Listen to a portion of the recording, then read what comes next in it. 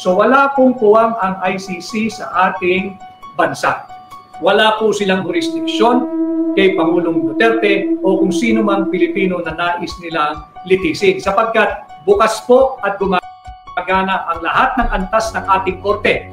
Ultimo, ang barangay court o yung barangay justice system ay buhay, umiiral, bukas. Kaya walang paglagyan, walang puwang ang ICC. Uulitin ko, walang puwang ang ICC. May saysay pa ba ang ICC sa Pilipinas o panggugulo na lang to? Simula nang kumalas tayo sa Rome Statute noong 2019, klaro ang sabi ng gobyerno, wala na silang karapatan dito. Pero ang ICC pilit pa rin umuungkat sa mga nangyari bago tayo umalis. So, sino ang may punto? May bisa pa ba sila o trip lang nilang makisawsaw? Alamin natin yan ngayon dito sa video ni future Senator Attorney Vic Rodriguez. Tara!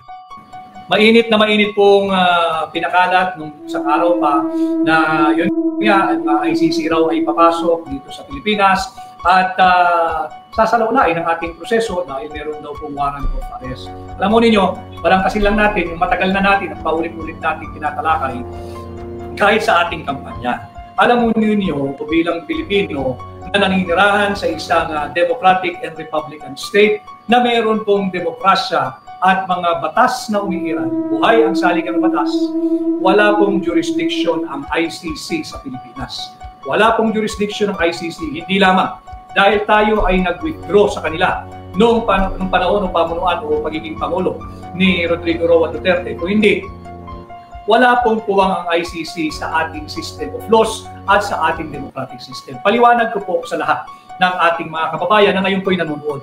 Adjust ko lang ho, sensya na kayo. One man tayo one man production tayo ngayong araw. So, yeah.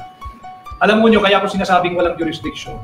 Dito po sa atin, sa Pilipinas, bago ka pahintulutan ng kahit anong piskalya na magsampa ng kaso, kanino man, kamag-anak mo, kapitbahay mo, kahanap buhay mo, kung sino man.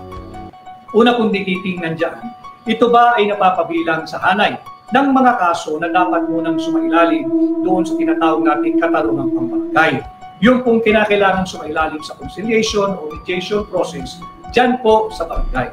Sapagkat kung ito po ay kasama sa mga kaso, kagaya halimbawa po ng ejectment or forcible entry o unlawful detainer, o yung mga slight physical injuries, kinakailangan po yan dumaan o sumailalim sa tinatawag nating katarungang pambarangay law.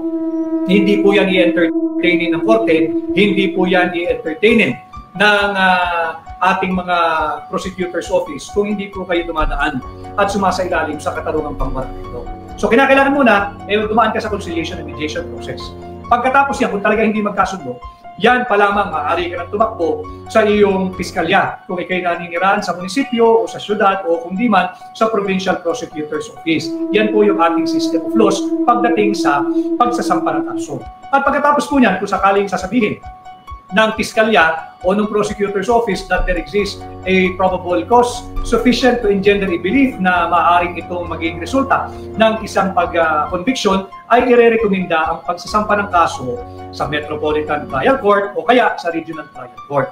At pag hindi po kayo masaya sa naging hatol o desisyon ng Metropolitan Trial Court o Regional Trial Court, bukas po ang ating tinatawag na Court of Appeals. Ibig sabihin, kung hindi ka masaya, sa tingin mo agrabyado ka sa naging desisyon, pwede mong i-apela yung naging desisyon ng MTC, ng RTC sa Court of Appeals. At pagkatapos po niyan, pagkatapos ng ilang taon o mahabang panahon ng pagbibista, hindi ka pa rin masaya o kaya kabaliktaran naman ang nangyari, yung isang litigant naman ang hindi masaya, maaari pa rin umakyat at mag-apila sa Supreme Court. Yan po ngayon yung baitang ng ating mga korte pagdating sa ating batas na umiiral.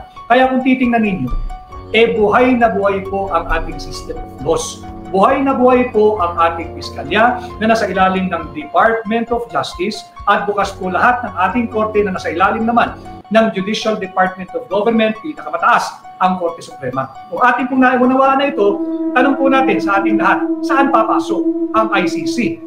Bukas po lahat ng ating tanggapan kung humihingi tayo ng katarungan. Kaya po lagi ko sinasabi, walang jurisdiction ang ICC. Ito'y bahagi lamang ng patuloy na political persecution or harassment.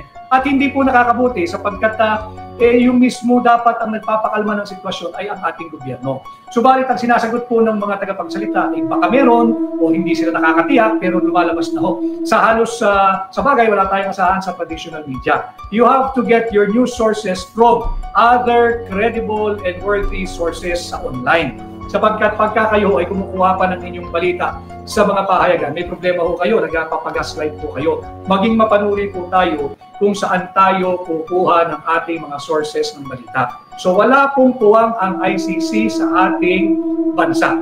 Wala po silang jurisdiksyon kay Pangulong Duterte o kung sino mang Pilipino na nais nilang litisin. Sapagkat bukas po at gumagana ang lahat ng antas ng ating korte.